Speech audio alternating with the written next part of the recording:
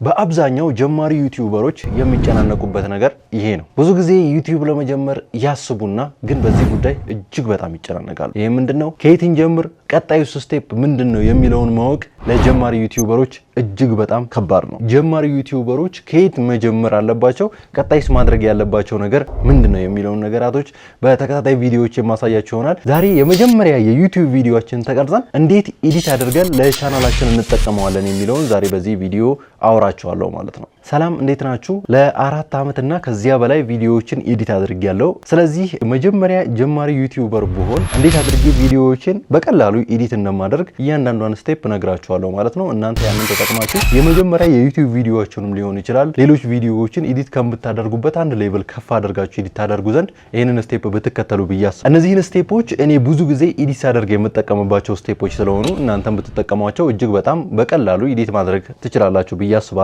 ምንም የተለየ እውቀት የሚያስፈልገው ነገር የለም። ቀላል ነው፣ እጅግ በጣም ቀላል ነው። ዋናው ነገር ስቴፖቹን ማወቅ ብቻ ነው። ዛሬ በዚህ ቪዲዮ ነግራችኋለሁ ማለት ነው። ከዚህ በፊት ኤዲት እያደረጋችሁም ከሆነ ከዚህ ይሄኛው ስቴፕ እጅግ በጣም ቀላል ስለሆነ ይሄንን ስቴፕ ተከትላችሁ ኤዲት በማድረግ ቪዲዮዎቹን አንድ ሌቭል ከፍ ማድረግ ትችላላችሁ። ጀማሪ ዩቲዩበርም ከሆናችሁ በዚህ መልኩ ቪዲዮዎቹን ኤዲት በማድረግ ወደ ኢንዱስትሪው መቀላቀል ትችላላችሁ ማለት ነው። እያንዳንዱን ስቴፕ አሁን ነግራችኋለሁ። በየትኛውም ሶፍትዌር ኤዲት አድርጉ፣ በኮምፒውተር ሶፍትዌርም በስልክ ሶፍትዌርም በሁሉም ኤዲት አድርጉ። እነዚህን ስቴፖች ካልተከተላችሁ የመጨረሻ ኤዲቲንጋችሁ ቦሪንግ ነው የሚሆነው። እነዚህን ስቴፖች በመከተል ኤዲት ብታደርጉ ደግሞ እጅግ በጣም በአጭር ሰዓት ቪዲዮአችሁን ኤዲት አድርጋችሁ ትጨርሳላችሁ ማለት ነው። መጀመሪያ ላይ ሁሌም የማደርገው ነገር እርግጠኛ ነኝ ሁሉም ኤዲተርም የሚያደርገው ነገር ነው ብዬ የማስበው ነገር ነው፣ ፋይሉን ኦርጋናይዝ ማድረግ ነው። ማለትም በስልክ ከሆነ የተቀረጸው ኤዲት የሚያደርገው ደግሞ በኮምፒውተር ከሆነ ወደ ኮምፒውተር መላክ ወይም ደግሞ ስልኩ ላይ ፋይሎቹን ኦርጋናይዝ አድርጎ እነዚህኞቹን ነው የምጠቀማቸው እነዚህኞቹን አልጠቀማቸውም ብሎ አሬንጅ ማድረግ የመጀመሪያው ስቴፕ ነው። በቃ እነዛን ፋይሎች ኦርጋናይዝ አድርጌ በፎልደር አስቀምጣቸዋለሁ ማለት ነው። ኤዲት ሳደርግ እነዛን ፎልደሮች ስጠቀም ሌሎች የተበታተኑ ነገራቶች አላመጣም ማለት ነው። ስለዚህ ፋይላችሁ ምን ጊዜም እንደ ኤዲተር ኦርጋናይዝ መሆን አለበት ማለት ነው። ኤሮል እና ቢሮል ቪዲዮዎችን በፎልደር ማስቀመጥ ይኖርባችኋል ማለት ነው። ይሄ ማለት ነው ነገራቶችን ኤክስፕረስ የሚያደርገው ሜን ቪዲዮዎቹ ኤሮል ይባላል።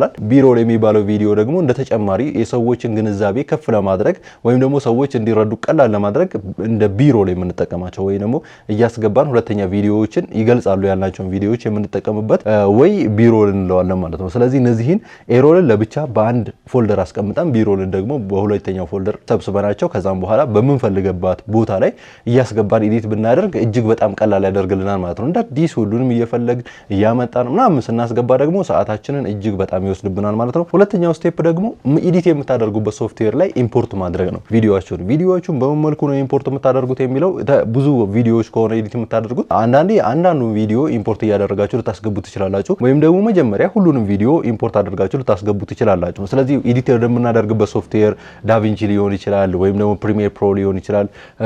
በስልክ ከሆነ ደግሞ ካፕከት ወይ በኮምፒውተርም ካፕከት ሊሆን ይችላል።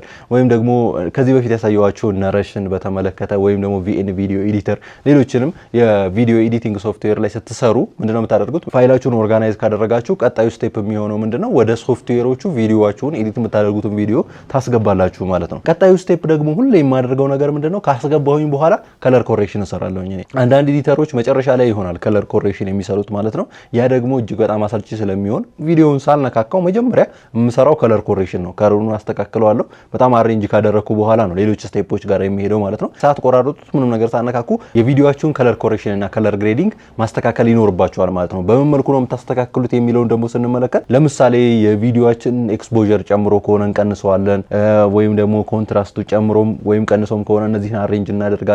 ላይት ላይ ስንመጣ ማለት ነው። ከለሮች ላይ ስንመጣ ደግሞ የተለያዩ ከለሮች የሚያንሱ ከሆነ እየጨመርን እየቀነስን ምናምን የምንሄድበት ከለር ኮሬክሽን እና ከለር ግሬዲንግ መጀመሪያ ላይ ቢሰራ አሪፍ ነው። ልክ ቪዲዮን ኢምፖርት እንዳደረጋችሁ ማለት ነው። ወደ ቀጣዩ ስቴፕ እንለፍ። ከዛ ቀጥሎ የሚሆነው ደግሞ ዋናው ነገር መቆራረጥ ነው። ከት የምንለው ማለት ነው። እያንዳንዱ ቪዲዮ መካከል አንደኛ ስህተት ካለ ወይም ደግሞ የምላስ ወለምታ የምንለው የተሳሳትነው ነገራቶች ካሉ እነዛን እንቆራረጥና እናወጣለን። ሌላኛው ነገር ደግሞ ጋፕ ነው። ጋፕ ካለም እያንዳንዱን ጋፖች መቆራረጥ ይኖርብናል። ሳንናገር ያለፍናቸው ወይም ደግሞ መሀል ላይ ስፔስ ካሉ ስፔሶቹን ሙሉ ለሙሉ ቆራርጠን ማስጠጋት ይኖርብናል ማለት ነው። ስድስተኛ ስቴፕ የሚሆነው 30 ሰከንዷ ላይ ስፔሻሊ የዩቲዩብ ቪዲዮ ከሆነ ኤዲት የምታደርጉት የመጀመሪያዎቹ 30 ሰከንድ ላይ እጅግ መስራት ይኖርባችኋል። ሙሉ ለሙሉ የተመልካቾቻችሁን ትኩረት መሳብ መቻል አለባችሁ። የመጀመሪያዋ 30 ሰከንድ ላይ እቺ እጅግ በጣም የእናንተ ቪዲዮ እይታ የምትወሰን ስለሆነች የግድ መርዘም አለበት አይባልም። ከ30 ሰከንድም ሲያጥር ጥሩ አይደለም። ስለዚህ 30 ሰከንድ ላይ በደንብ ስሩ። በቺን 30 ሰከንድ የሚገርም አድርጋችሁ ኤዲት አድርጓት ማለት ነው።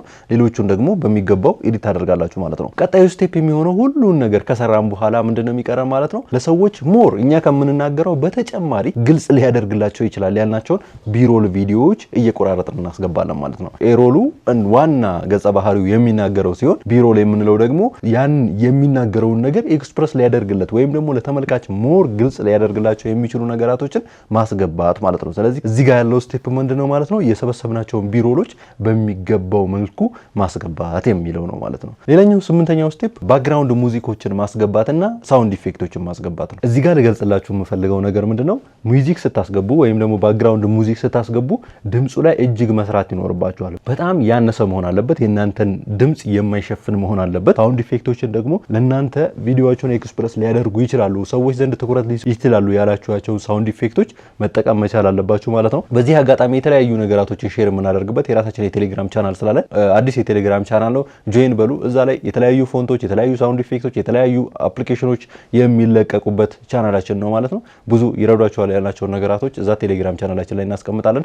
ቴሌግራም ቻናላችን ደግሞ ዲስክሪፕሽን ቦክስ ላይና የመጀመሪያው ኮሜንት ላይ ፒን ተደርጎ ታገኙታላችሁ ማለት ነው። ቀጣዩ ስቴፕ የሚሆነው ሁላችሁም ልታደርጉት የሚገባው ቪዲዮአችሁን ኤዲት አድርጋችሁ ከጨረሳችሁ በኋላ ወዲያው አፕሎድ ወይም ደግሞ ኤክስፖርት አታደርጉ። ኤክስፖርት ሳታደርጉ በፊት ቁጭ ብላችሁ ከመጀመሪያ እስከ መጨረሻ ቪዲዮአችሁን እዩ። ውስጥ ላይ የተለያዩ ስህተቶች ዘላችሁ የተሳሳቷቸው ብዙ ነገራቶች ሊኖሩ ስለሚችሉ ቁጭ ብላችሁ ከመጀመሪያ እስከ መጨረሻ ሪቫይዝ አድርጋችሁ ታያላችሁ። ይሄ ወሳኝ ስቴፕ ነው። ይሄንን ረሳችሁት ማለት ውስጥ ላይ የሆኑ ነገራቶች ካሉ ያንን ረሳችሁ ማለት ነው። ስለዚህ ያ ደግሞ ቪዲዮአችሁን እንዲያስጠላ ያደርገዋል። የመጨረሻው ስቴፕ ያ ሁላችንም እንደምናውቀው ኤክስፖርት ማድረግና ቪዲዮአችንን መጠቀም ነው። ኤክስፖርት ማድረግና ቪዲዮአችንን መጠቀም ነው። ስለዚህ የተለያዩ ሶፍትዌሮች የተለያዩ ኤክስፖርት የማድረጊያ መንገዶች አሏቸው። እናንተ በምትፈልጉ መልኩ ኤክስፖርት አድርጋችሁ ቪዲዮአችሁን መጠቀም ትችላላችሁ ማለት ነው። በነገራችን ላይ ለስልክ የሚሆኑ የሚገራርሙ አፕሊኬሽኖችን አስተዋውቂያችሁም እንዴት አድርጋችሁ ኤዲት እንደምታደርጉባቸውም ቀላል የሆኑ አፕሊኬሽኖችን ቪዲዮዎችን ሰርቼላችኋለሁ።